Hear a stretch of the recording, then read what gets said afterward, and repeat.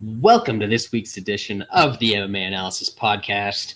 As we just tweeted out, breaking news, Lance has quit the podcast. He said, you know what, I looked at this card, following up a shitty card headlined by Izzy. We've got a card headlined by nothing this week. So he quit. He's a quitter. It's what he does. We had too many Jews on the podcast anyway. Had to, cut some bait, trim the fat, as it were. And, maybe we're a little lighter on the forearms now, but we'll survive. We got, Wes, back when you used to work on the machines, those things. I used to have some decent ones, man, but not anymore. They're gone. Now gone. Sitting in the truck steering doesn't do quite the same. Not quite the same workout for the old arms, huh? No. We got Wes here. We got Sean here. Sean seems very upset. If you look at the name, we'll talk about the main event first from Saturday night. Was Diaz in fact robbed, Sean? Big robbery. Big robbery. I don't know what these judges were watching. I think they were racist. Anti-immigrant, right? Yeah, anti-something. It was about what I expected. I'm honestly, even you have to admit it was probably better than you expected. It was worse than better. It was worse than I expected for 4.5 rounds. I mean, in that case, I just have to assume that you were being a Diaz fanboy and your expectations were out of line. Yes and no. It is a Diaz. He was doing even less shit and weirder shit than normal. He's definitely turning into Nick. He was taking it to another level, and I don't know why. He turned his back at one point. Yeah, he's showing his ass and stuff like that. Yeah. I don't know what he was doing out there. I think he just, I don't know what he was thinking. It was kind of weird. I kind of expected him to try to lean on him more, push the pace, increase the volume, but Edwards just does nothing because he just doesn't throw. He doesn't react to anything. So I was like, your only chance is to get him tired. I mean, he just had COVID. He has gas before and then just doesn't do anything for 4.5 rounds.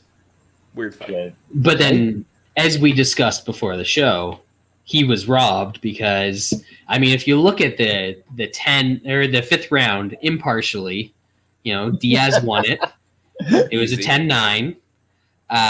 He slapped him, so that's another point. So it's 10-8.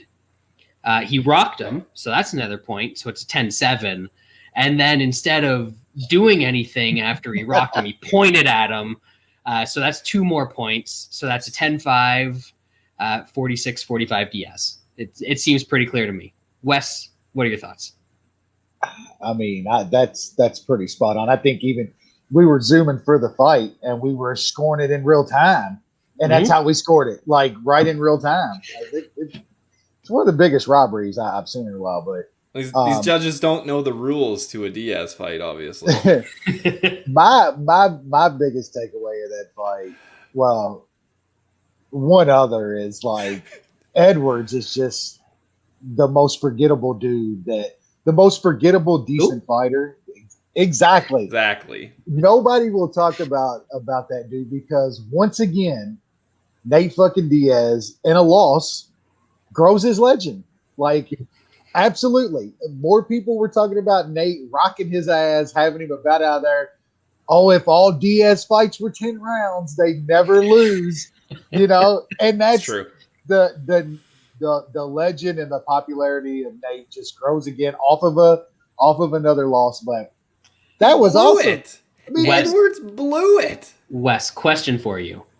How many 10-round fights have the Diazes lost? None. Exactly. Right? They're undefeated. How can you argue with that? What can you say? Watching that 4th in real time, though, was just it was the best part of the entire fight. Leon absolutely trucked Nate for fucking 4.5 rounds. was just, I mean, it wasn't even close. He was having his, I mean, like Sean said, Nate was getting so trucked, he was going full Nick in that fight. He started turning his back. He was grabbing the cage at one point, shit.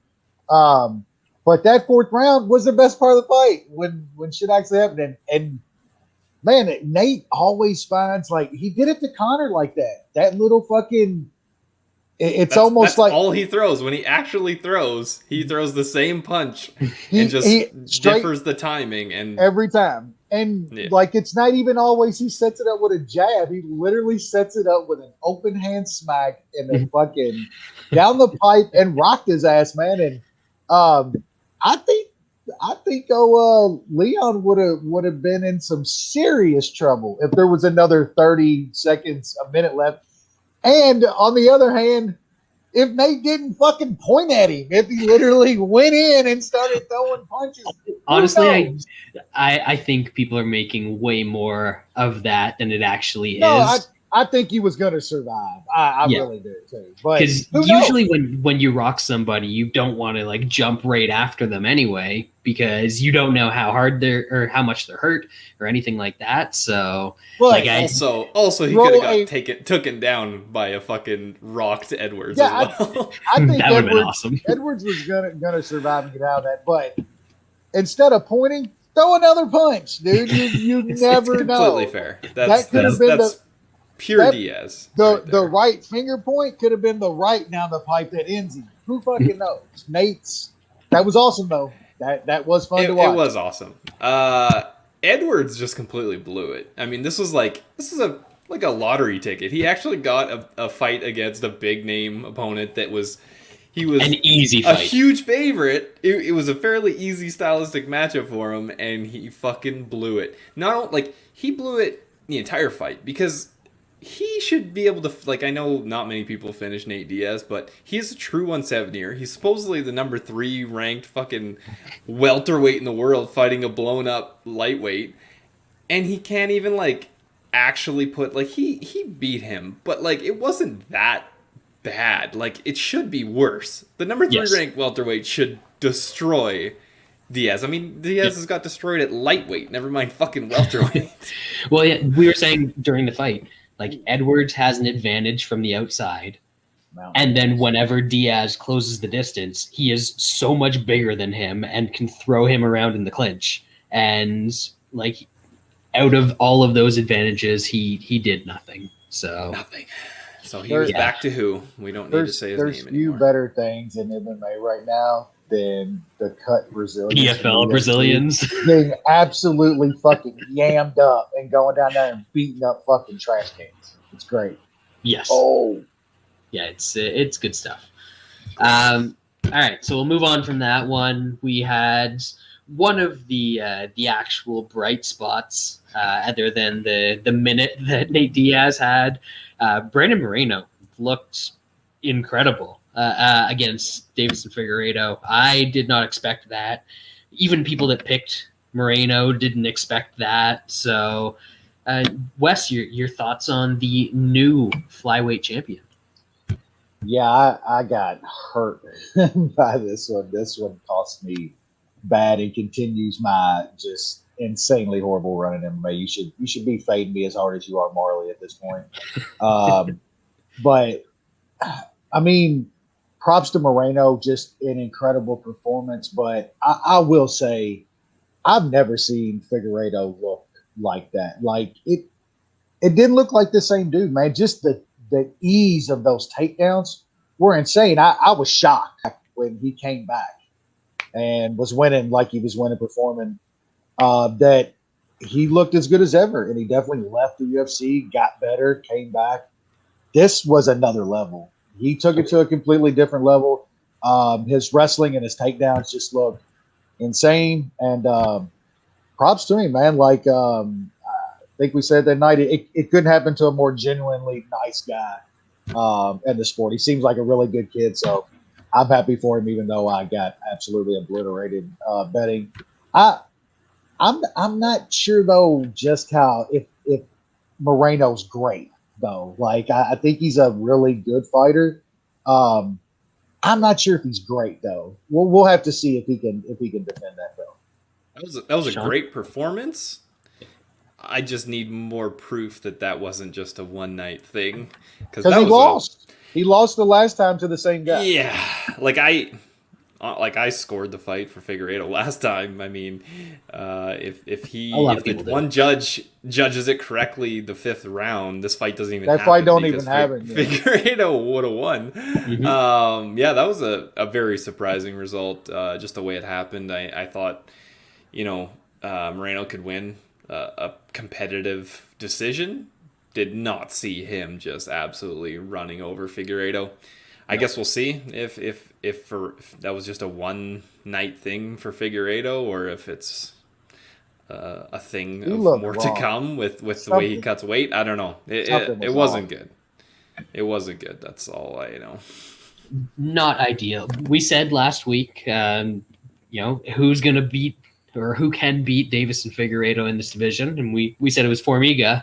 And then Moreno came out and did his best Formiga impression. So maybe there was a little bit of something to that. But yeah, a guy like that, I could see him coming back into another guy who was cut from the UFC. I could see him coming back and beating Brandon Moreno in 3 months and being the flyweight champion. I don't necessarily it makes it for an exciting division, but that doesn't necessarily mean that the absolute best guy is at the top of said division. So we'll see what happens in the flyweight division.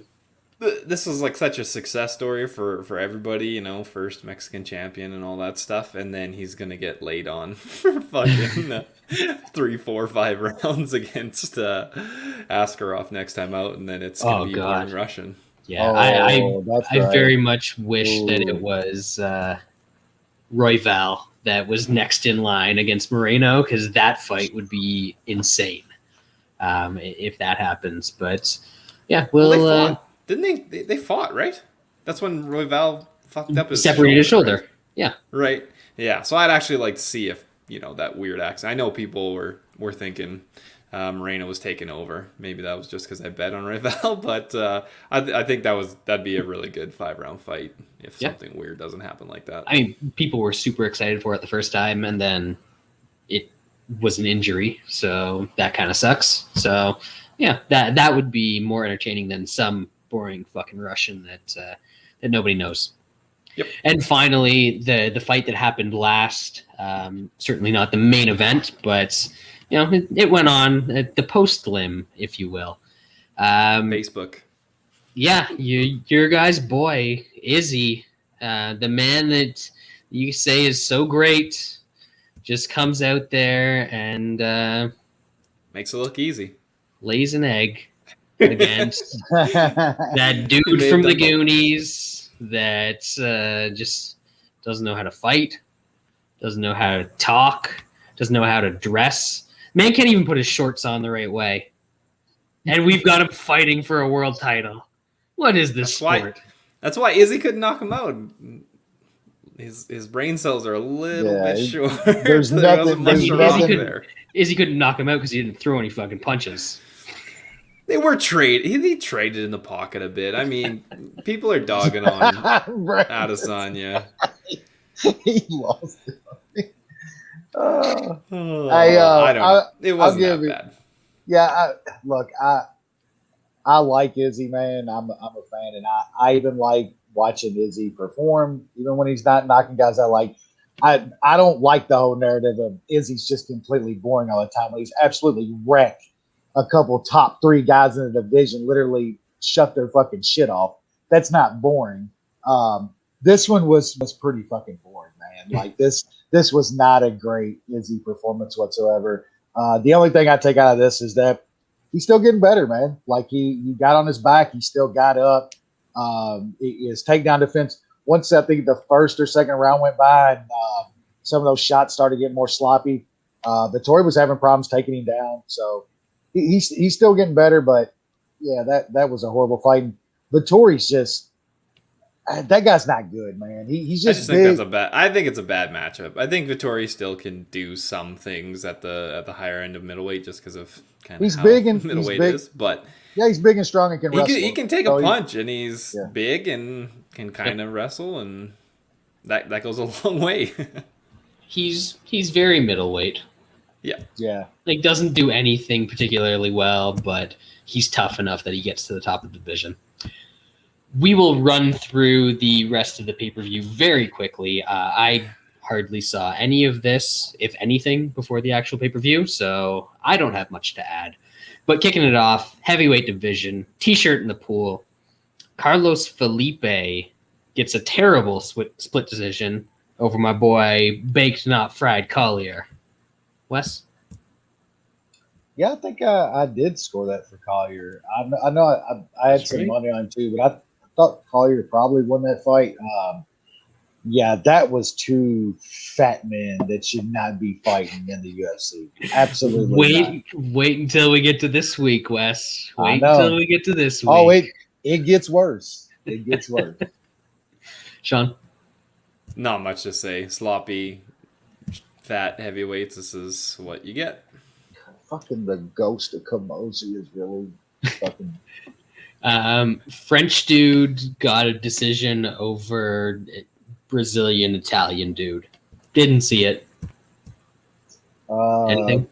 French dude was getting his shit pushed in the third round, and he's lucky it was only 3 rounds because he was probably going to get his shit pushed in some more.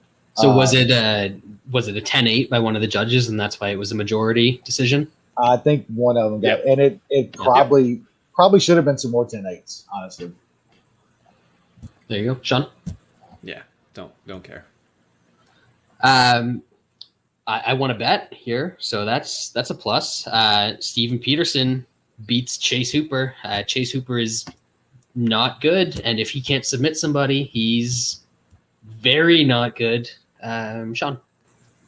Yeah, if you don't go full mook and you're shitty enough to go full mook, then Hooper is not gonna beat you. You need fighters that are absolutely morons and will put themselves in bad situations, and then Hooper can snatch something up if you're even halfway decent. I mean, Peterson was even engaging in grappling in the first round. Like he shouldn't have been, and he still won. So that's a pretty bad sign.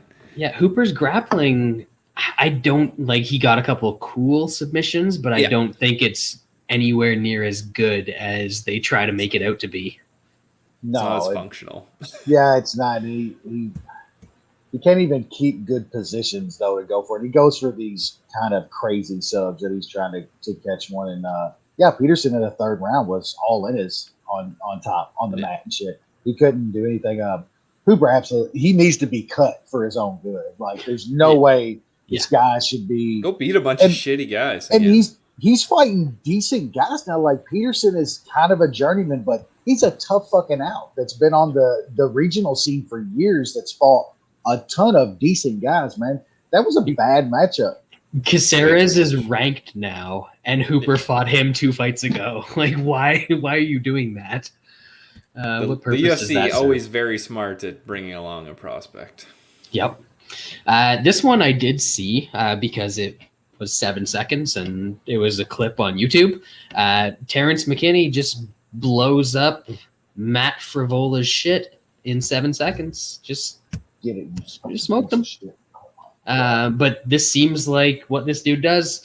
Bad things are happening to Mutanch, folks. How is he getting out grappled by Chris fucking Camosi? By Wes's reaction. Gotta watch them leg kicks, man.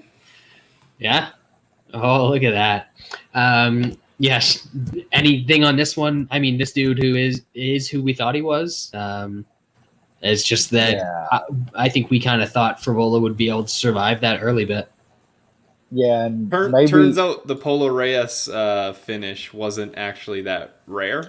You mentioned that last week. Yeah. Stop doing dumb shit on celebrations. I'll just say that. No, that was good too. That's perfect. What happened on the celebration? He fucking jumped up on the cage and then jumped down and probably blew out his knee. Yeah. Like stop doing that shit. You're not just engaging. Just stop. Maybe he already had a blown out knee, and he's just trying to get it it on the UFC's insurance. The dime. Oh, smart man. Smart That's right. man. Terrence McKinney, new favorite fighter, if that turns out to be the case. Hell yeah. Women's bantamweight division, I assume this sucked. It was pretty bad. What was worse about this fight was the commentary of Rogan and dumb fucked it. Oh, girl's leg literally needed to be amputated while she's sitting there just drilling Davis in the face. Yeah. Like, it's so bad, man. They get on a narrative in a fight now, and it's over. They don't let it go for the entire fight. It wasn't even DC. Felder got sucked in. Yeah. Yep. He does. Rogan hurts just Felder. Fucking draw anybody in. Yep. These dudes think they're on an episode of the Joe Rogan Experience, and they just got to agree with whatever he says. Just nod your head and sound like you're high, and you're good to go. Moving up, featherweight division. This one got me a little bit. The boring Russian did boring Russian things to who I thought was a fake Canadian, but it turns out he's a real Canadian, so he lost. Evloev decision over Duwadu. Or what does Lance say? I don't even... Do or something? No, that there's too many syllables that you got right in there. He mixes them all up. He does like do-a-da.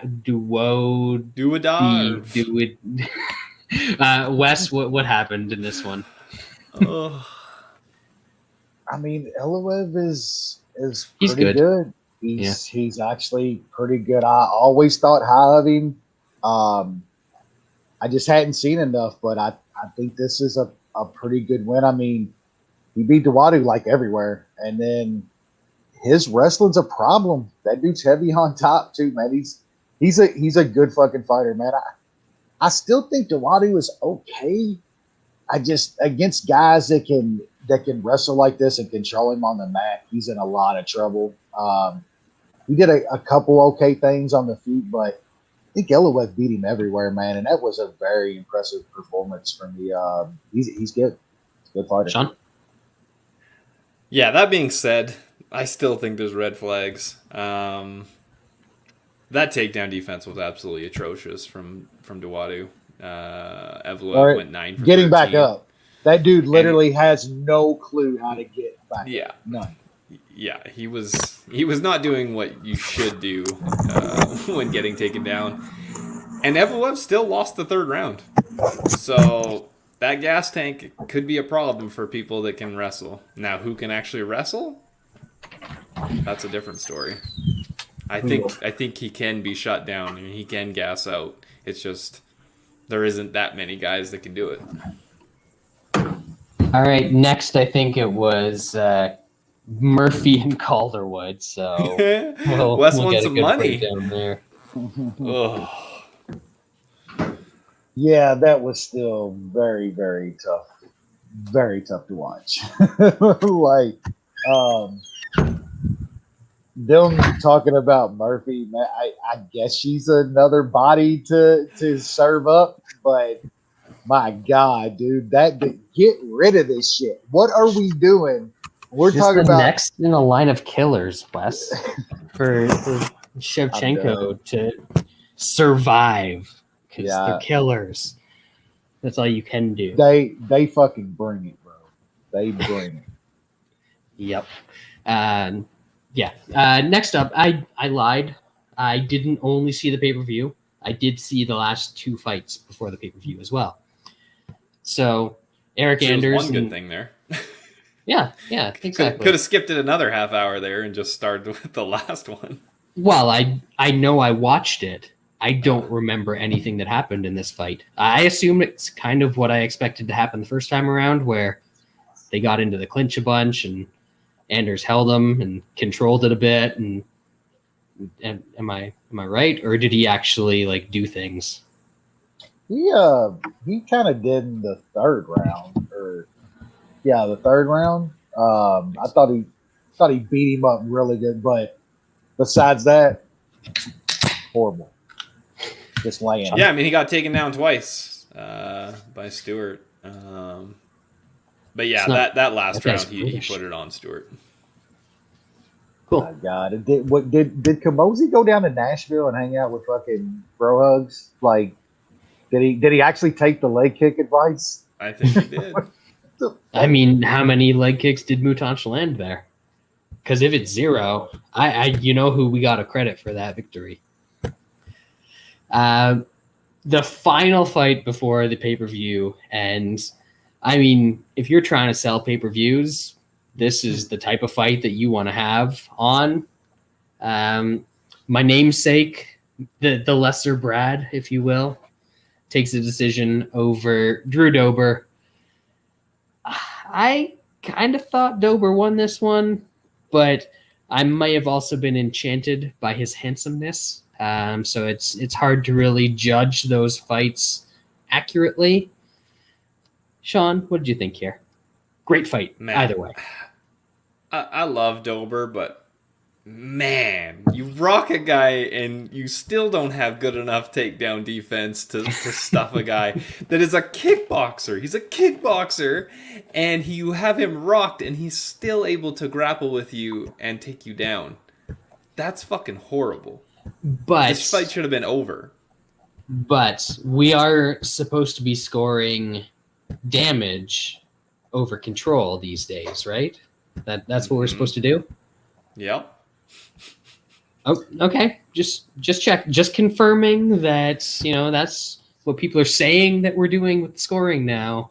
Because, I mean, the damage was definitely one-sided for at least 2 of the rounds.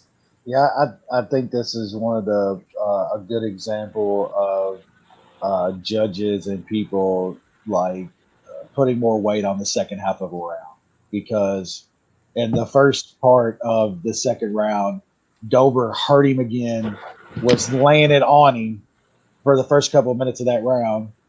And it seems like I don't know how you score that round for Riddell unless you're just putting more weight on the second half of the round, because Dober absolutely did way more damage, landed more in the first half of that round.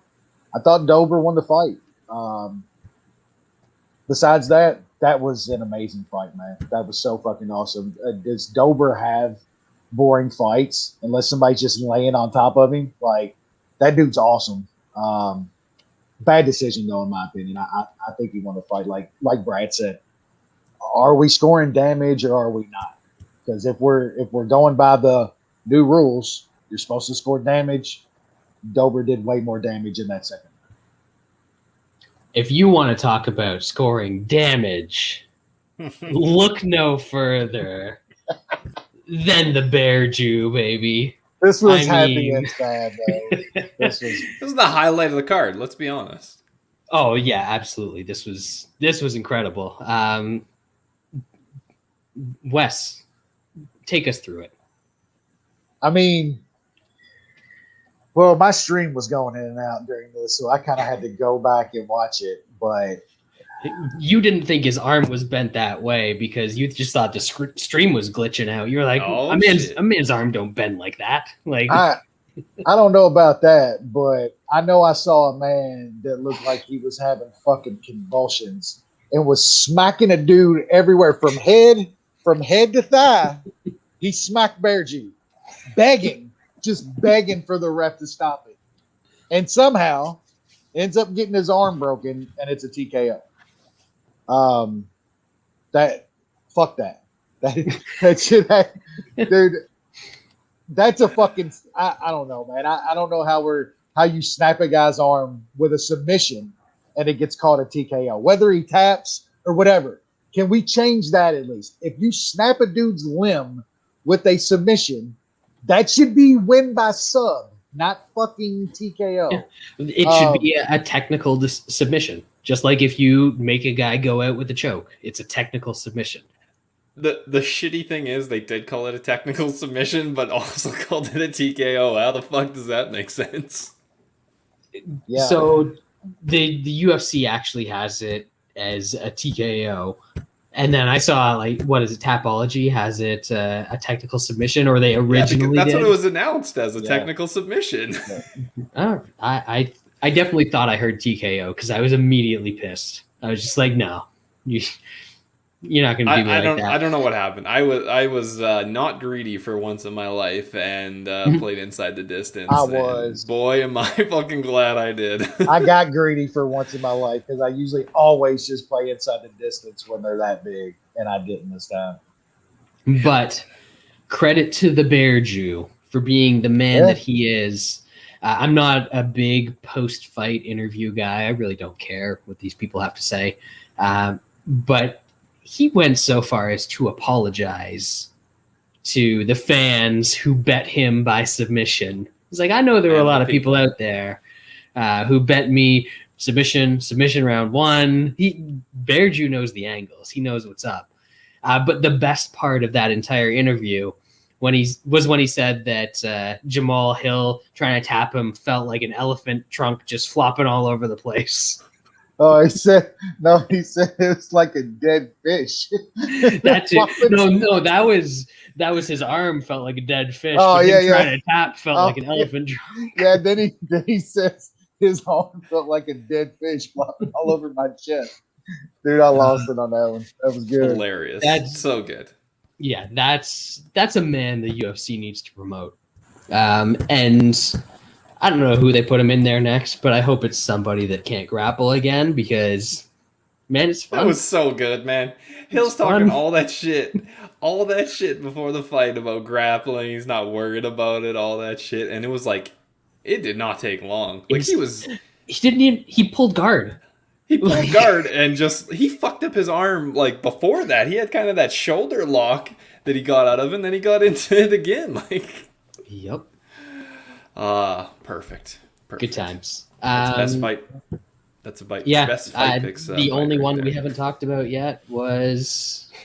I see what you did there. The only one we haven't talked about yet is Bilal Muhammad, who went out there with an old man who can't strike and somehow put on a boring 15-minute striking battle. So, fuck Bilal Muhammad. I know you guys like him, not like you guys necessarily, but MMA people in general like him. He seems like a nice guy, whatever. Fuck Bilal Muhammad. Who cares? Yeah, that was sad. That was just, man, Damian Maia just ain't it, bro. That little single leg just isn't. It's not. Well, the single leg, but absolutely. He'll pull guard from those single legs when he's not getting them, and he wasn't even doing that. Like he was trying to he couldn't do the leg drag. I don't know. I think he got old. In his defense, if you can defend all of those shots and nothing happens out of any of them, and then nothing happens in the rest of the fight either, that's where it's on you. I mean, this dude is ancient. Yeah. He's Dana's like he's pretty much done, and he's like, I want one more fight against Nate Diaz. Get out of here, bro. Get out of here. You ain't getting that fight, bro. Like, shut up, go away. You're done. Be realistic, people.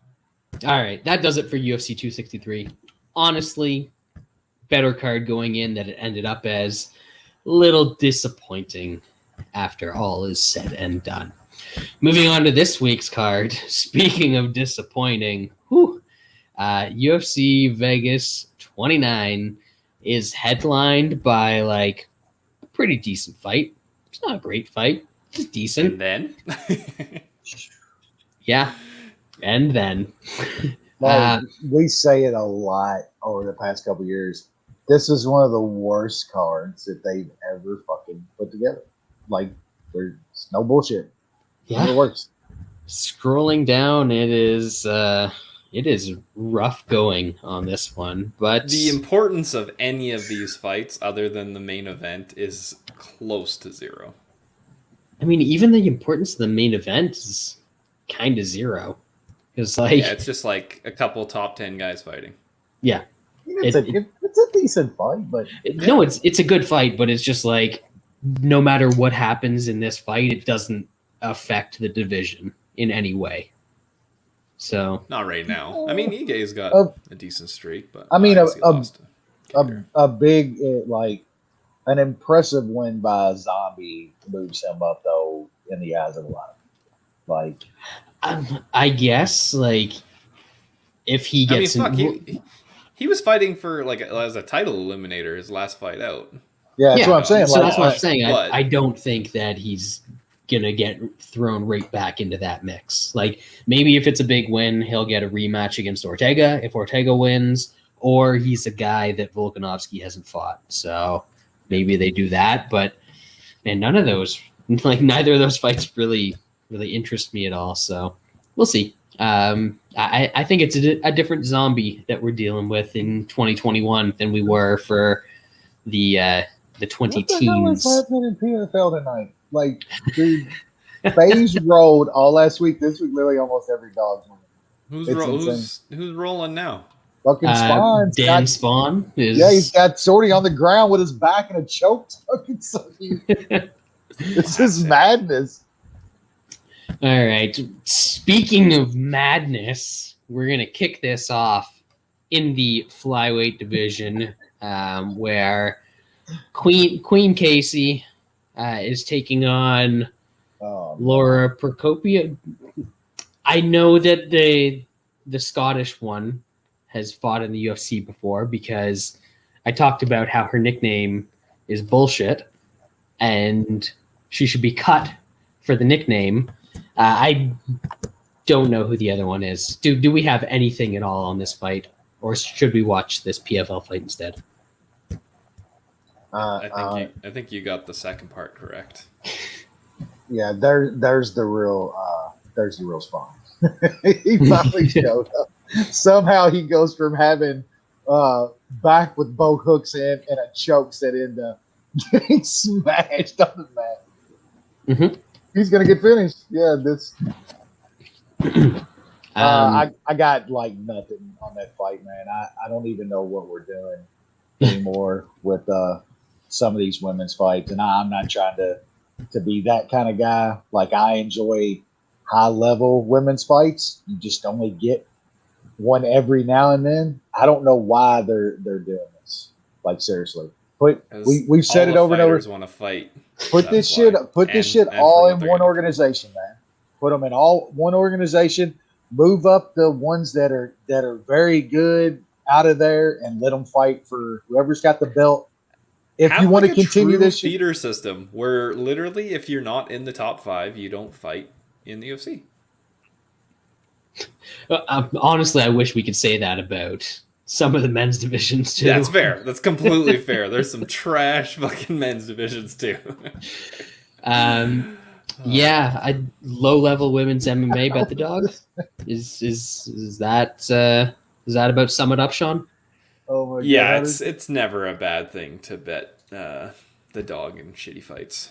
I didn't even look at that. O'Neill's a dog. O'Neill is plus 140. Yeah, that's probably not a bad thing if you really need action. I think the other chick's better, but I wouldn't lay no juice on either one. Exactly, that's what I said. Low level women's MMA, bet the dog. There you go. Moving up to the lightweight division, we have Joaquin Silva. He was gonna say it too. What was I gonna say? You almost got the Phoenix in there. The kick worked earlier. There needs to be a river in the UFC somewhere. There you man. Go. And he's taking on good old Rick Glenn. We're watching PFL right now. That's Ricky Glenn. Oh, I forgot he changed it. Because when you get past 30 and you add a Y to your name, that's definitely a good sign. Sean, what do we got here between Silva and Ricky Glenn? Trying to say young and hip by adding the Y to the end of his name. Honestly, Rick Glenn, I don't think is very good. It's kind of crazy that, he has a couple good wins against decent guys. I mean, I guess Bermudez now is kind of over the hill. That Tucker win, I don't know what the fuck happened to Tucker, because since then, Ige flatlined him, but for the most part, he's looked good since that fight. And getting flatlined is the exact opposite of what happened in that Glenn fight. Yeah, Glenn couldn't even put him out. He had to just absolutely murder him. But man, I think that loss to Kevin Aguilar is not great. I mean, maybe Aguilar was better back in 2018. It's just recently he does not seem to have it anymore. Silva's a guy that, you know, he does all right against the really shit fighters. Once he steps up, then he kind of struggles a bit. But dude's got good grappling. I think he wins here. I haven't bet him, but I might look at taking him or a prop with him in it. Wesley? Yeah, on a pretty shitty card. I actually I like a bet on Silva here. Like Sean said, Rick Lynn does have some decent wins, but man, that Tucker win is like approaching 4 years ago now. Like this dude's fought like 3 times over the past like 5 years, and hasn't fought in 2.5 years. Yeah, and got I don't know how much better Kevin Aguilar was a couple years ago. I always thought Kevin Aguilar was okay, but it's proven out now that he's like just okay, and he beat the shit out of Rick Glenn. So I just I don't think Rick Glenn's very good. Ricky Glenn, whatever the fuck you want to call him at this point. I just don't think he's very good. I think Silva is a decent fighter. Like Sean said, he beats the guys that he should beat, and I think Rick Glenn is one of those guys. So I like his grappling in this spot too. I think we can see that get to the mat a little bit. And I'm going to take a bet on Silva here on a card that's just hard to find some decent bets on. Yeah, I'm leaning Silva, although we should note that it's been almost 2 years since he last fought as well. It's not like these are quick turnarounds for either of these guys, but he's been fighting guys much closer to the top 15, and he's been consistently fighting in the lightweight division as well, whereas Glenn's sort of been hopping between featherweight and lightweight, and he's never really been a lightweight, even though he's kind of a long, lanky guy. He shows up a little soft usually when he's coming up to lightweight. So against a guy in Silva who has a lot of muscles, I do not think that is going to go well for him. I think that the muscles will prevail. I like Silva here. I think he can land some stuff on the feet. It's probably a bit safer if he takes it to the ground.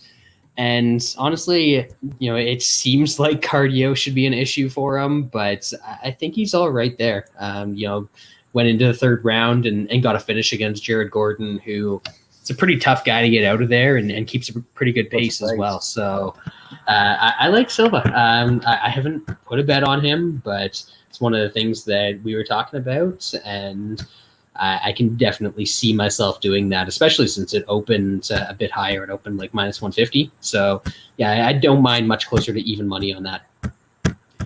Next up, we are in the heavyweight division, the T-shirt in the pool division.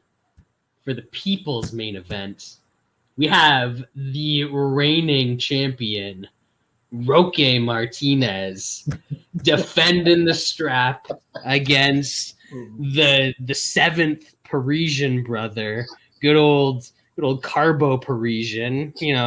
Got abandoned at birth. He got orphaned in the Midwest and adopted and raised on a farm somewhere, but Carbo, he's a real Parisian at heart. So this is one to look out for.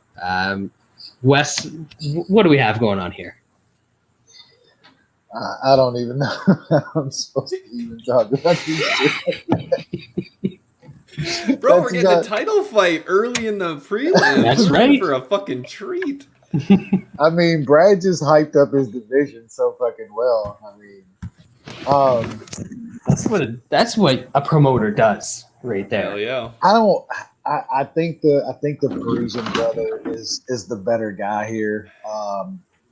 That loss last time to Parker Porter was not good, but man, the champ lost to fucking Dontel Mays last time out, dude. That's got to be one of the worst losses that you can have as a fighter in this sport. Yeah. I more think this just gets sloppy like this. I think this is going to get very sloppy, and it's going to go long. And I think whoever you pick, you probably take them by decision and try to get a nice number. I'm leaning Parisian by decision.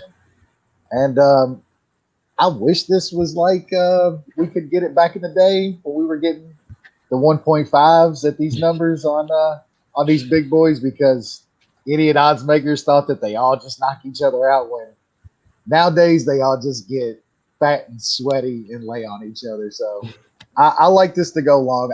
I like Parisian. I just think he's the slightly better guy here.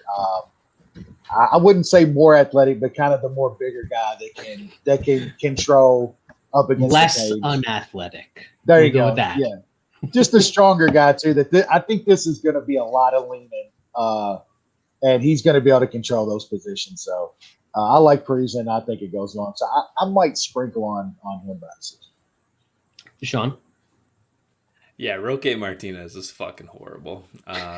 Parisian, I guess, is a little bit better. Parisian does throw some volume.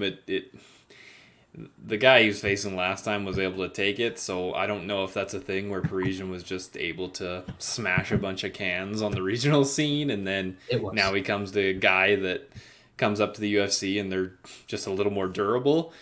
Martinez does seem to be fucking durable. Parisian, like round 3, it was open like plus 1200, plus 1100. That's I feel like that's not horrible.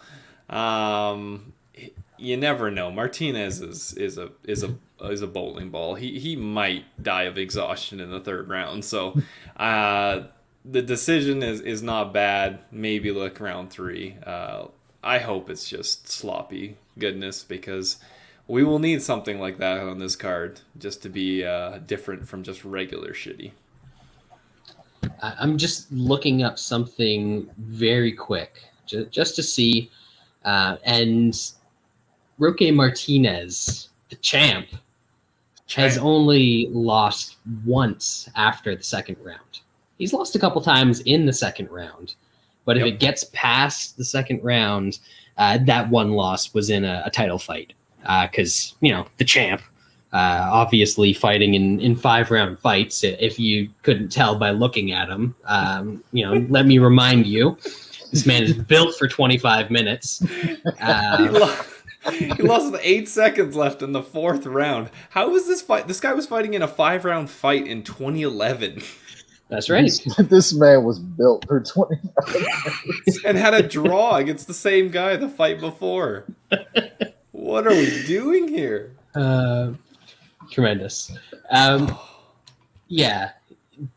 I think if this gets out of the 1st round, which I really think it does, because Martinez is awful. You do not get to be the champ of the t-shirt in the pool division by being good. I will tell you that much. So I don't think he is getting Parisian out there. Parisian's only stopping ability seems to be when he just gets on top of guys and they don't know what to do. And at least Roque can kind of defend a little. He's sometimes been able to get back to his feet, or if he's on the ground, he's kind of got that Roy Nelson thing going on where he's so fat that the guy can't really get a solid base on top of him. It's like trying to get on top of a Bosu ball. You're just bouncing all over the place. So, yeah, I like this one to go decision. I think we can extend the fatties out to 2.5 here. Maybe look at the fight goes to decision, or fatties go to decision, as I like to say. And then in terms of the decision props that Wes was talking about, I agree that both guys are probably going to win by decision if they win. But the guy that I think is much more likely to win in Carbo is only 30 cents cheaper by decision. So plus 325 Carbo. That's what I'm looking at in this fight. Yeah. Moving up, welterweight division. On a card like this one feels like a bit of a bright spot. We got one guy who's kind of known for having massive power and has had some fun knockouts in Chaos, and Semelsberger looks all right. Sean, what do you got on this one? Yeah, Semelsberger's got some power himself. He's obviously crushed a bunch of guys on the regional scene, but and I mean, I guess that's kind of what Jason Witt is as well. I don't think that guy's a real UFC fighter. Yeah, Chaos Williams just like, I feel like he knocked out some guys that can be knocked out and are very, very flawed, but when it comes down to it, I think Semelsberger is just the more talented fighter, the better overall fighter. I think this is a close fight, but I'll pick Semelsberger. I think he can finish Williams or he can win a decision. I'm not sure if Chaos can win a decision. So with more ways to one, I'll take Semelsberger. Wes? Yeah, I kind of agree with a lot of that. I also just think that at this point, Chaos Williams is just kind of hyped up on catching a couple punches, man. I mean, props to him that he caught him, but I think Sean's absolutely right, man. He caught a couple guys that are prone to be hit and get finished. I kind of think Semelsberger is okay, man. I think he's a decent fighter and he's got power. Whether it's against I mean, Chaos Williams is not going to have the same sort of guy. So, I mean, it's kind of a worse thing. Both dudes got some decent power that can knock out the guys they're supposed to. I think that he's got more ways to win here than Chaos Williams. So, yeah, at a plus number on a light card, I'm going to take a small shot here. Nothing big. I don't think it's a straight fade of Chaos Williams. But I do think he's just getting a tiny little bit of hype here, man. It's just not warranted. So I'll take some of that dog money. Yeah, I like Semelsberger here as well. I kind of hesitant because all we've seen so far is the good stuff out of him. He beat up a very overmatched opponent in his UFC debut and then got a quick knockout. But the guy that he's facing got 2 quick knockouts and then lost and showed absolutely zero ability to wrestle. And I think Semelsberger can wrestle a little bit. I think he can get Chaos down a few times in this fight if he doesn't just outright win the striking, which is quite possible as well. So, like you guys said, more ways to win for Semelsberger. He can do it by knockout. He can do it by wrestling, or he can do it by just being the more technical striker. Obviously, there's potential that Chaos is going to get somebody in the first round. I just don't really see that happening in this one. So I like Semelsberger. I'll take some plus money in this spot. And scarily enough, that's actually going to be one of the consensus bets for this card because, I mean, look at the card. It's bad. We had to put something out here for you guys. So we got the smelt. All right. Women's strawweight division. We got the little Japanese boy, Kanako Murata, taking on one of my favorite ladies in MMA right now. You know, you meet her in the back of the bus. It's good old Vina Jandiroba. And she does what she does. Do we have anything on this one? I think it's a close fight. Like, I don't really. It could. I mean, we've seen Jandirobas against some other wrestlers, and they are capable of kind of stifling her jiu-jitsu. Murata's a good wrestler. She could do that, but who knows? She could also get caught. So I would stay away from it. It's hopefully it's grappling and a bit exciting, but I have bad feelings about this fight. Wes? Yeah, I think Murata's she's gonna be getting takedowns and gonna spend some time on top. Does she get caught by something? I'm leaning no that she controls her for probably 15 minutes and wins a decision. Probably pick her and Toutmaster, but haven't bet anything on this fight. If I do, it'd probably be a sprinkle on Murata by decision. That's not bad. Plus 175 for Murata by decision. I do not mind that at all. I do lean to her in this fight as well. I mean, we saw that when Vina didn't want to grapple with Mackenzie Dern, that she couldn't win the striking there, and Dern's striking has gotten better, but it's not good. So I wouldn't be shocked to see Murata win the striking here as well, mix in a takedown or two, and be able to walk away with a decision. But yeah, not the most inspiring of fights.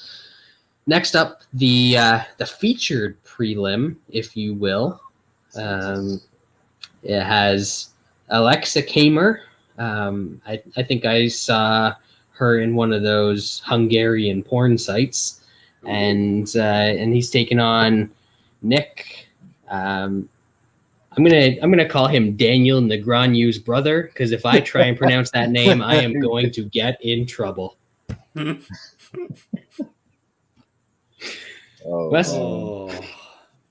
Yeah, I mean, and I'm not even we're gonna call him Nick.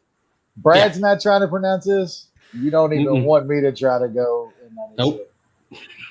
Look, he lost to Safarov last time. You know what I'm saying? Our boy Camur. Yeah, our boy Camur lost to fucking Big Willie. So I mean, who? There's I have levels. Yeah, there's levels to these losses. You know. I really have no clue here, man. I don't have anything on this fight. I know Camur's like minus 250 or some shit like that. Yeah, he probably should win. He trains with a decent heavyweight. Man, you can't lose to Safarov and have anybody try to pick you in a fight. That's my angle here. Gonna pick Camur here, but no way I'm laying minus 250. I got no clue on this fight. Sean? Yeah, I really don't have anything either. That's some heavy juice, but this guy Nicky Negreanu might be that shitty. So I'll stay away. This is extremely, extremely low level. And it's low level light heavyweight. That seems just stay away hard. Yeah, this is real bad. Guy off a 2-year layoff. Like, yeah, I mean, just looking at their fights coming into the UFC, you've got one guy who beat a 10-13 guy, a 2-15 guy.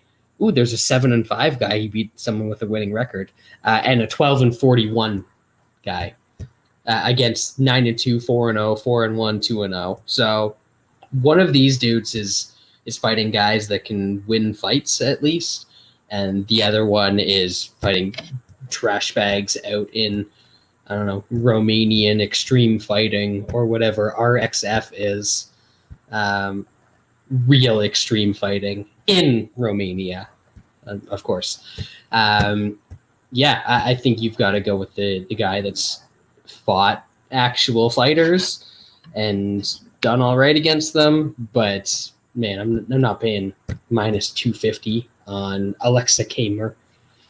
Moving on. Main card. This one, hopefully fun. I can see a path where it might not be, but I could see a path where it would be a hell of a lot of fun. And we've got Shitty Lima taking on Matt Brown, who I thought was retired like 7 times ago. And that's happening at welterweight. Sean? Yeah, the very sad way of this fight happening that you mentioned is if Lima decides to grapple and lay on top of Matt Brown. Matt Brown has kind of always had sketchy takedown defense. Every once in a while, he seems like he does okay, but I think that's Lima's path to victory. If hopefully he is not smart enough to do that. If this stays on the feet, then anything can happen. I know Bilal Muhammad wasn't able to get Lima out of there, but I think that's just an indictment on Bilal Muhammad and his power. I think if Matt Brown wins, he gets him out of there. We haven't seen that Diego Lima chin show up in a little bit. I'm not sold that it's completely reconstructed.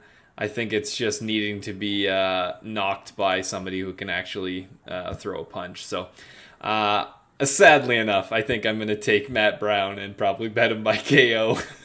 Yeah. In 2021. Wes? I've made some pretty good money fading Matt Brown in his last 2 fights.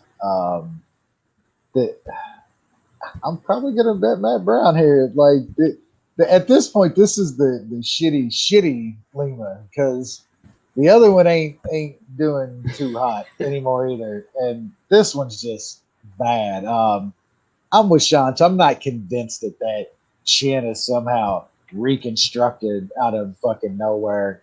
It's fucking Bilal Muhammad, who fucking couldn't finish a fucking half-eaten cheeseburger. Like, Matt Brown's, this is going to stay on the feet.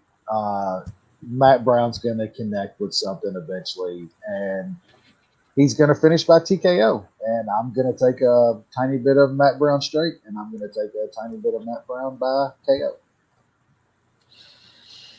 Yeah, this is fun. A rough card. This is good So stuff. bad. This is definitely fights that I want to be betting on. We have 78-year-old Matt Brown against Diego Lima, who has a worse chin than that dude Connor sucker punched in a bar. So it's that man didn't go down. Exactly. Did not go down. This is going to be interesting because I could absolutely see Diego Lima being scared and calf kicking and wrestling his way to a decision against Matt Brown in this one. But man, I really hope that Brown just comes out and just puts pressure on Lima. And we've seen in the past, he does not react particularly well to that. So if Brown comes out aggressive, if he comes out throwing a lot of volume and honestly even closing the distance, getting into the clinch, he can land some elbows and some big shit on Diego Lima. So I would not be shocked to see Matt Brown clip him, put that chin back on display, and get a TKO here. And at the price right now, we have a very nice Matt Brown TKO plus 420. So we're going to have to throw a second consensus of the week. What are we doing? For half a unit, Matt Brown TKO plus 420. That's what it is, folks. You'll see. You'll see. What you come here for? Just actually. Oh my god. All He's right. gonna sub it now. Watch. Matt Brown's gonna sub this one. If he wins by sub, there are no refunds on the paid packages unless you got the premium package. Then you'll get our bets for next card free. Yeah, we got you. Don't worry. Moving up, these are 2 guys that are apparently in the UFC. Wellington Turman against another Silva, Bruno Silva. Turdman's, I remember him being in the UFC and being boring. I don't remember Silva being in the UFC. That's because he hasn't been. Because he was supposed to fight. Wow. All right. Because he was supposed to fight and then he pissed hot. Okay.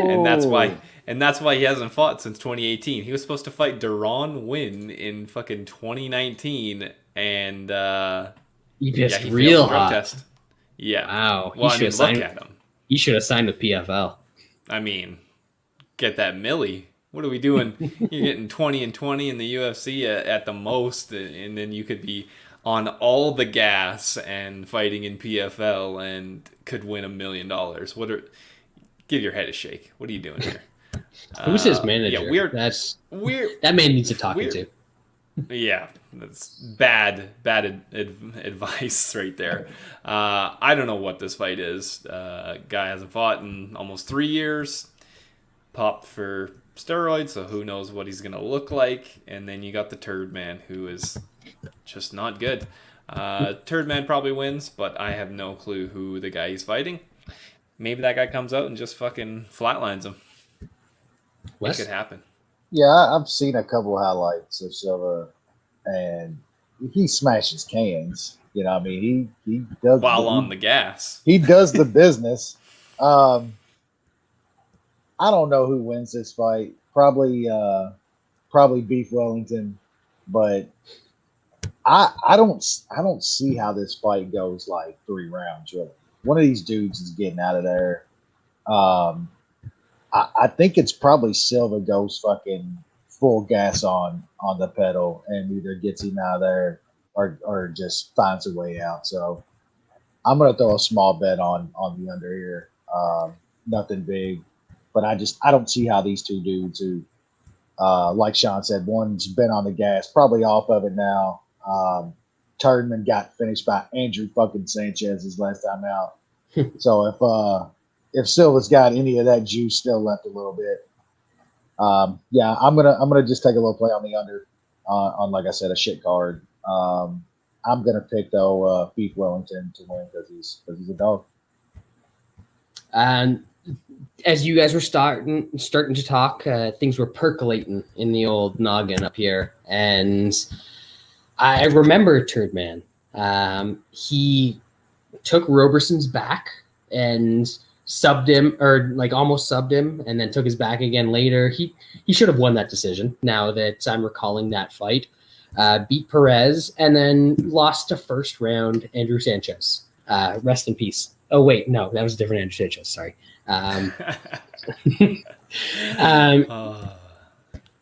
He's not terrible. He's not good. Not terrible though. He belongs in the UFC. And this Bruno Silva guy just popped up the old Sherdog real quick, and he's got 6 losses in his career. 5 of them are by submission. So Turman getting him down, taking his back real early on, definite possibility. And the other loss is an other, which was a disqualification.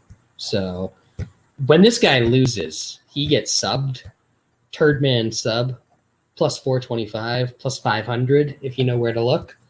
So I'm thinking that's the angle. Thank you, gentlemen, for cluing me into that, even though you didn't know that that's what you were doing.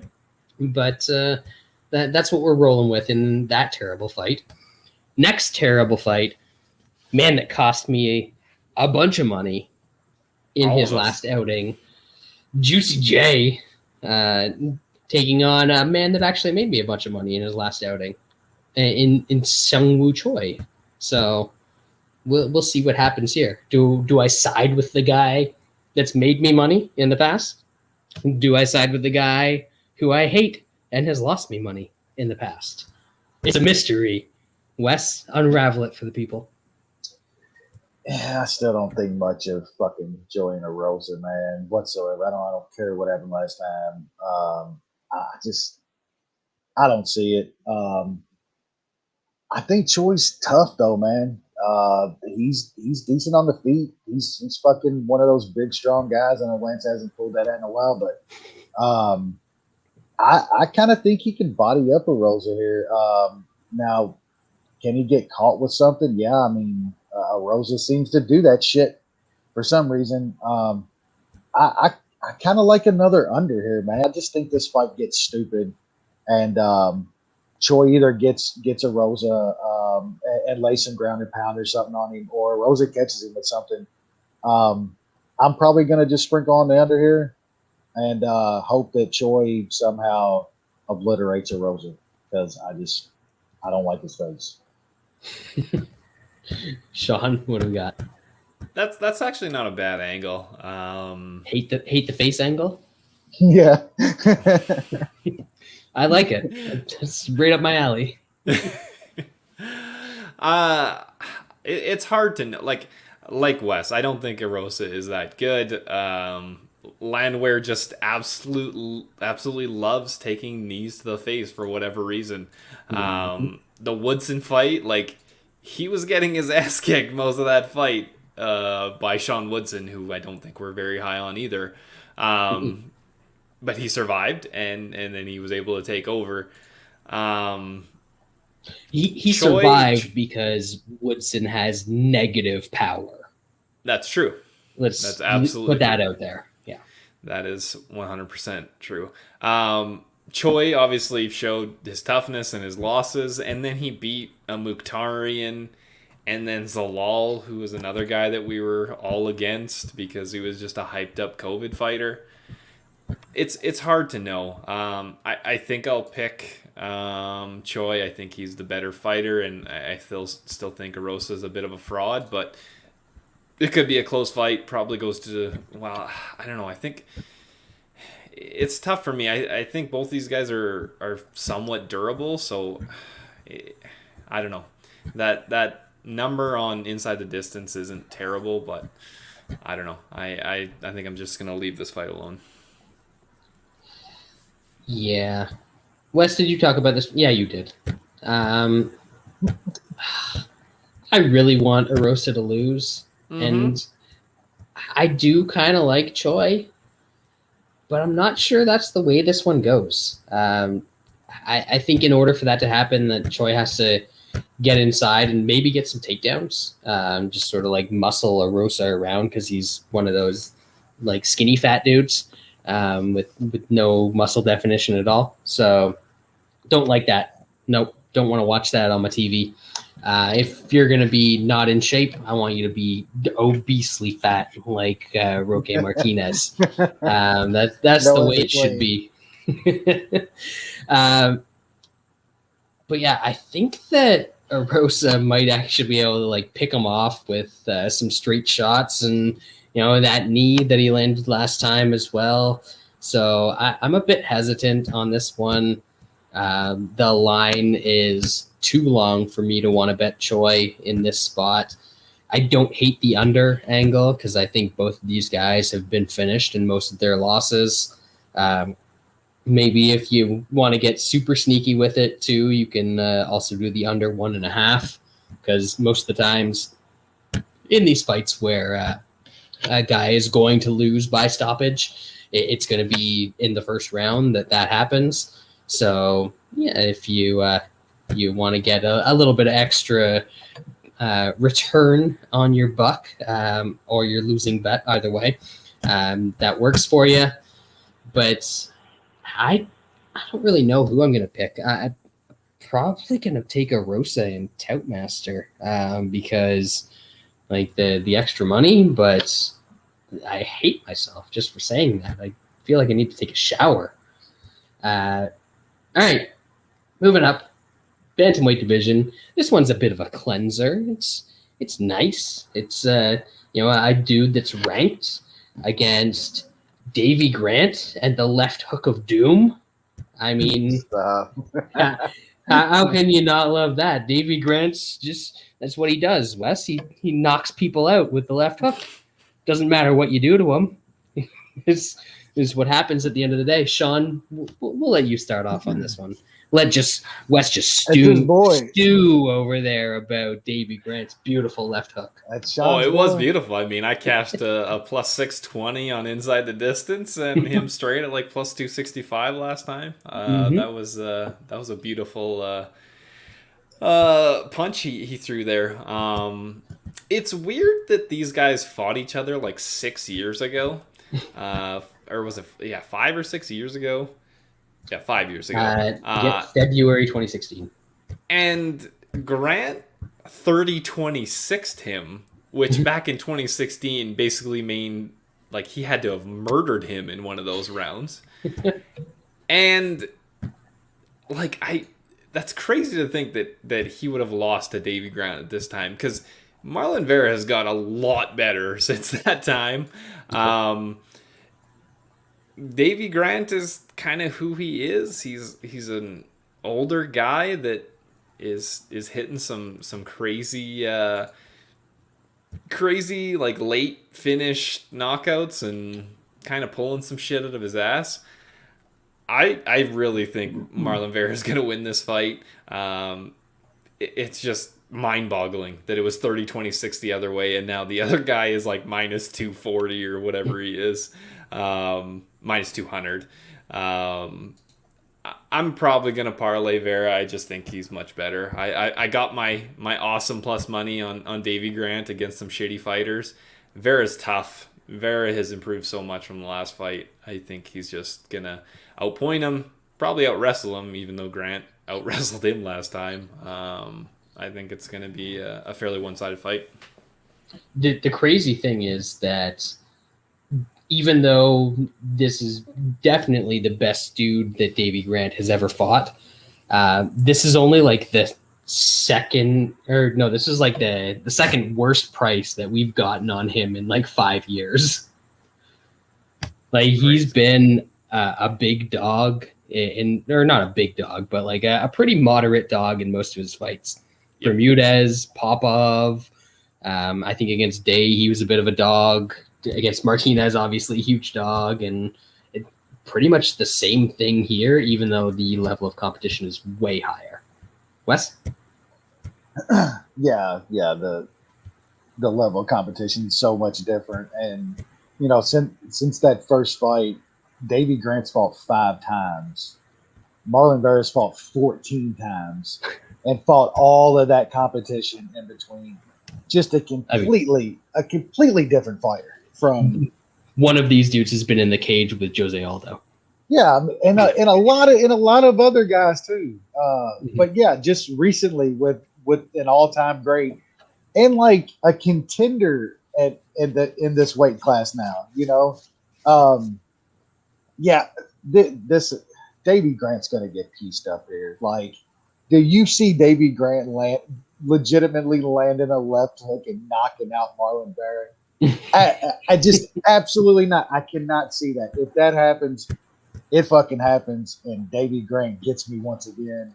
But I'm gonna bank on some pedigree here, and I just think it's probably gonna end up on the feet most of the time, and Marlon Vera's gonna be lighting Davy Grant's ass up, and this is actually it's a pretty good price, man, on Marlon Vera against a massive step down in competition, like as big of a step down in competition as a dude can make, going from Jose Aldo to fucking Davy Grant. Like there's pretty much no reason for this fight to happen other than they've fought once before, way back when. Because if they had never fought before, this fight would not be happening. Yeah, and if they, I don't think that this line would be even close to that either. Like, they have to be looking at that somewhat, right? For Marlon Vera to only be minus 200 against Davy Grant here. Like, Marlon Vera was not too long ago, he was big phase, or not big phase, but minus 250 and shit against like legitimate guys in some fights, not Davy fucking Grant. So I like Vera here.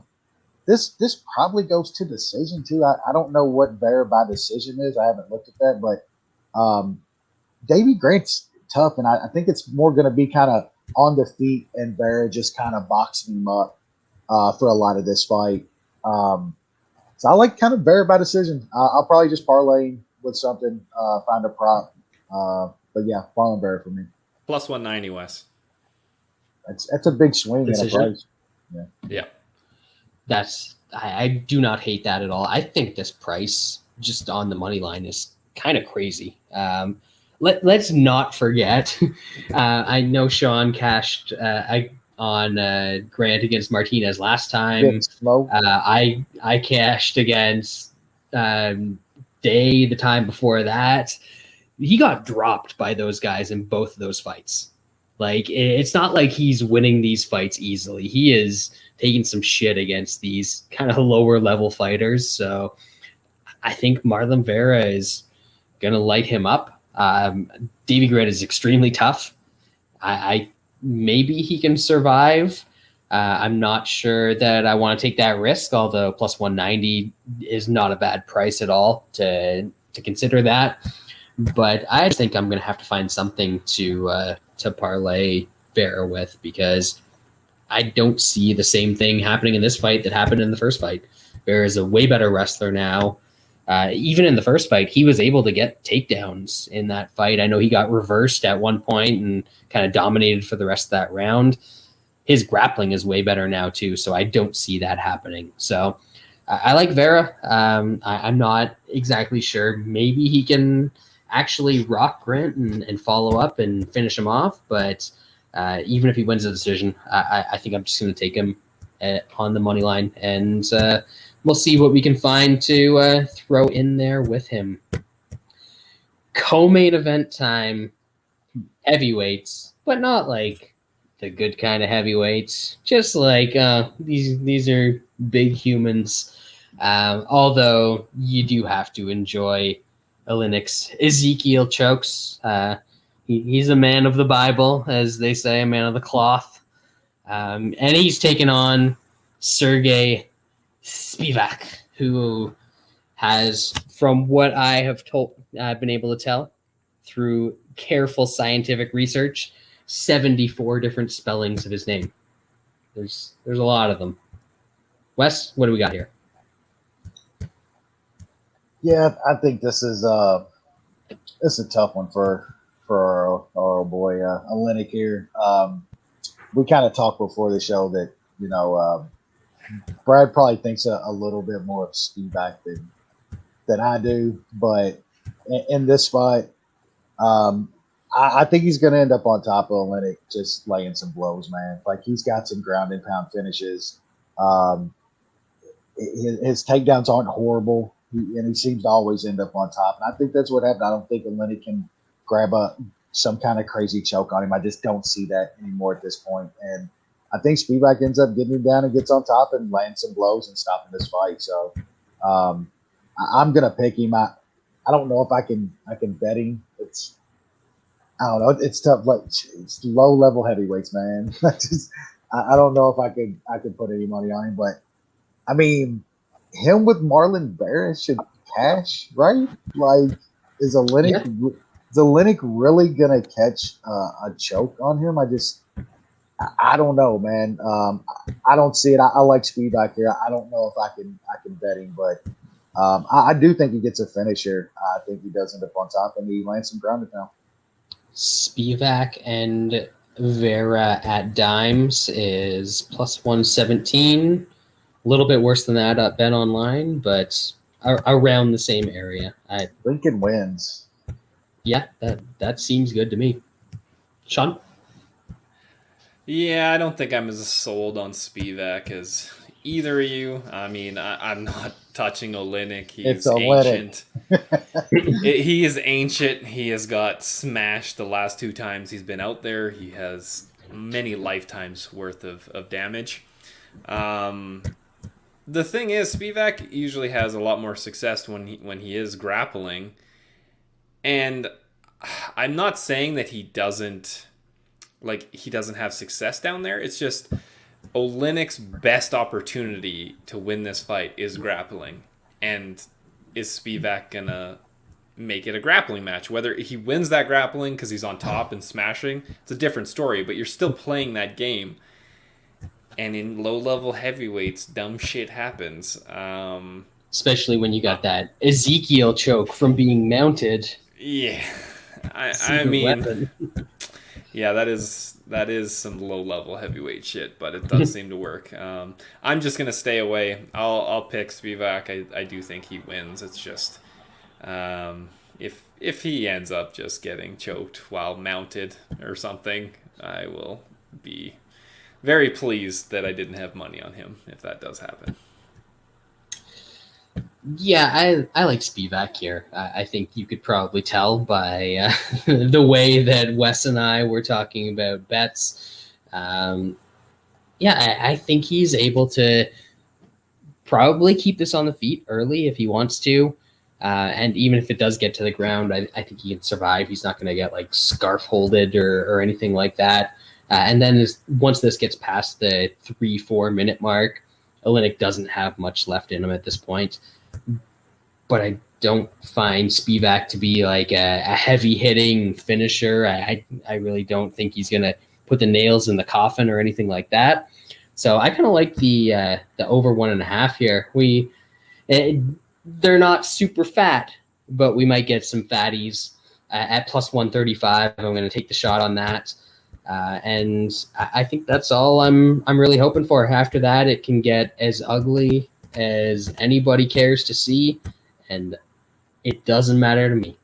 But the pick will be Spivak. The bet is going to be over 1.5, and let's just cross our fingers that the old man can survive. Moving up to the main event of the evening, featherweight division, the only fight on the entire card that has somebody ranked in the top 10 of a division. And we've got the Korean zombie, Jung, taking on Dan Ige. I don't know. I still don't know how to pronounce it, but it's one of those. Yeah, you just say them all, and you get one right. I think Ray Cooper just beat that boring Russian. I hope he did. Yep. Better. Yep. Wes, better give it to me. What do we got in this main event? Man, this is a really, really tough fight for me to pick a winner in. I'm not sure I feel like Zombie's getting a little old at this point. 34. That was a pretty tough fight against Brian Ortega. I know Ortega, his striking and shit looked, very improved, but man, should a Zombie really got like that technically outstruck on his feet against Brian Ortega? I'm just not so sure about that. Ige's just his chin and endurance and the pace he's going to put on here. I don't know if Zombie can take it for 5 rounds. We talked about before the show how Zombie's, talking like he's kind of upset he's in all these 5-round main events and he'd like some 3-round fights. I'm not sure if that's I don't want to take the damage or I'm just not good late in these fights lately. So it's tough, man, for me to pick a winner. I'm leaning Zombie because I still think he's probably the overall better fighter than Ige is, but Ige just seems like he's better right now, slightly better right now, and I think his pace, his endurance, it might be too much for Zombie late, man. So this could just be. I think it's more going to be a really, really close decision. I think this goes probably 5 rounds. If not, I think it's going to go some rounds into the 4th and 5th round. And it's just going to be a really close decision that could go either way. Just depends on how much volume guys are putting out in these rounds. And I'm going to pick Zombie. I just think he's the slightly better fighter, and he's plus money. But my bet's going to just be the over here. I think we see some rounds here, and I'm going to bet the over and hope we do. And pick is going to be Zombie and Toutmaster because he's the dog in a really, really close fight. Sean? Yeah, I mean, Zombie did get absolutely run over by Ortega. It was kind of a weird fight. I mean, it was fairly competitive until he got hit with that spinning shit, and then it seemed like he was just on autopilot. Like, I don't know if he remembers most of the rest of that fight. It just seems like he was going through the motion, and he showed his durability that he always does and didn't get finished there. Zombie has still shown a lot against some pretty high-level fighters. I know he hasn't fought much consistently. Ige's still a guy that I don't know. Like he obviously got beat by Cater. I thought Cater was gonna finish him, but Ige's obviously a tough dude. He can't really be finished by anybody. It seems like he lost that Barboza fight. Don't even talk to me about that one. We don't even revisit that again. Yeah. And then he's beat some guys that he should beat. I'm just not sold on Ige. I think when you move up to the upper echelon, his skills just don't show out as much as they do against the lower level competition. I'm probably much more exposed on Zombie in this fight than I normally would, but there's nothing to fucking bet on this card. So I put 3 units on Zombie at plus 110. It would probably normally be a 2-unit bet or something like that, but that's what happens on a card this trash. I just think he's still a little bit more skilled fighter on the feet. I got plus money. I don't think Ige is going to be able to take him down and hold him down. Like Wes, I do think this fight goes long just because both these guys are extremely durable. So I expect Zombie to get a decision win. Yeah, I think the biggest thing to take away is kind of what you guys said about their worst performances is, a recent one for Zombie in that Ortega fight where he got beat up for the better part of 5 rounds. And Ige, when he went and fought Qatar, he got beat up for 5 rounds. So both guys can take it. Both guys can survive. And I do think it is a really close fight. I don't think that Zombie is as bad as he looked in the last 3 or so rounds of that Ortega fight. And I think that Ige has improved significantly since the Qatar fight. So I think this is going to be competitive, but I think that whoever's landing the bigger shots, the other guy is going to be able to eat them and keep moving forward. So I like this fight going some distance. Just looking at the lines that we've got out there, you can take fight goes distance at minus 105 is the best price. It looks like Penny has an over 4.5 at minus 105 as well, so that's not bad. But honestly, it's not too much more expensive to get that extra round in your pocket in case something weird happens. So I'd probably look at taking the over 3.5 at minus 135. Just pay the little bit of extra juice. When somebody gets stopped in the first round, you can tell me that I cost you 30 extra cents. I won't give a shit because none of this is real. None of us are staking our mortgages on this shit.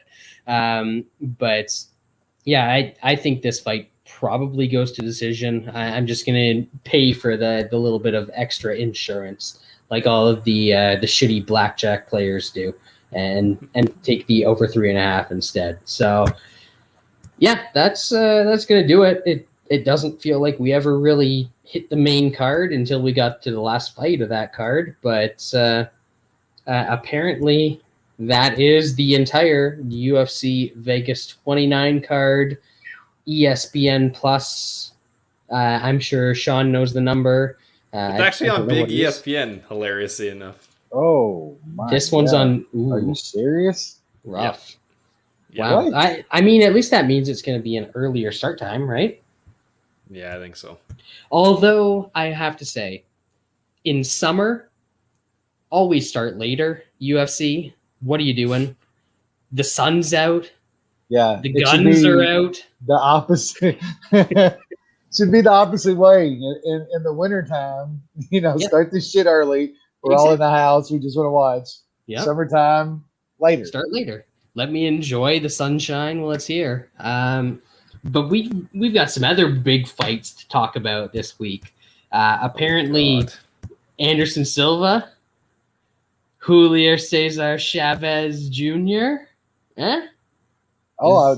The sadness is real. They just announced that Oscar's coming back and fighting Vitor. Coming up, dude. Like they're taking over. This shit's taking over. It is. I honestly, I want to see that Oscar Vitor fight. Yeah, I do too. Vitor he might put Oscar's cocaine snorting ass in a grave, finally. Like seriously. Woo. I'm not sure that Oscar realizes what the size difference is going to be in that fight. Like even if they weigh the same, like they're not going to. And he's going to weigh 190 and Oscar's going to weigh 170, I think. Yeah, and wow. And this isn't like Bull Floyd against one of the shitty Paul brothers. This is an actual fucking killer on Yeah. steroids. On all the juice.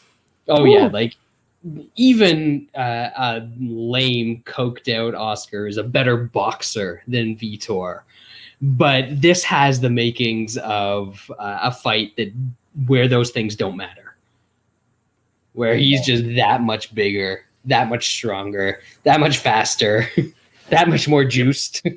I can't wait to watch that. I want to see that badly. Be a nice cleanser after UFC Vegas 29. Now, is that one this week? That one's not for a while. No. Oh no, it's not for like a month or something, isn't it? The Anderson one. Yeah. Is that one this week? I think so. No, I think that's a little bit of ways too. If I'm not No, I mistaken. think it's a little bit of ways. Yeah. I fucked that up. Really? Okay. No, June 19th. Oh, so it's next week. No. Oh no, No. it's this week. What the That's in fuck? 2 days. What the fuck? Wow. Yep. Yeah, our boy got it right. That's a better fight than probably anything on this card. Hell yeah. I'm mean- looking forward to that. Anderson's been in he's been in the cage against good fighters. It's not like he's been fighting shit fighters or had a huge layoff or anything. So he can still get in there, and Yeah, he'll lose a boxing match to a guy that can actually box and knows what to do in there, but he'll keep it competitive, I think. Junior's a little shitbag though. Like, Yeah. hopefully Anderson pieces this motherfucker up. I would really enjoy that. What do we got for odds on that? Does anybody know? I'm sure they got release something those? out there. Oh yeah. I mean, They they got released something. odds for the fake fight. Minus so- 8. Well, you can get minus 675 Chavez, plus Ooh. 500 Ooh. for Andy. Oh, okay. I mean, just because it's fucking Chavez Jr. standing there in his little pea gundies eating a bowl of fucking cereal, motherfucker. I'm gonna have to take a little bit of Anderson. There we go. I'm gonna have to do it. I like it. All right. Well, that's going to do it for us this week. We'll be back next week for whatever the card is. I don't know. Volkov and Gone. That sounds like a barn burner. No. My God. I'm gonna watch some Rory McDonald, and the only man to ever defeat Khabib, Jangleeson Herculano Alves, the God, Juice to the on gills. PFL. So yeah, he looks very well, except in like the face. He looks like he's about 70 in his face. Weathered. But everything else looks fantastic. All right, that's gonna do it. We'll see you next week for that card.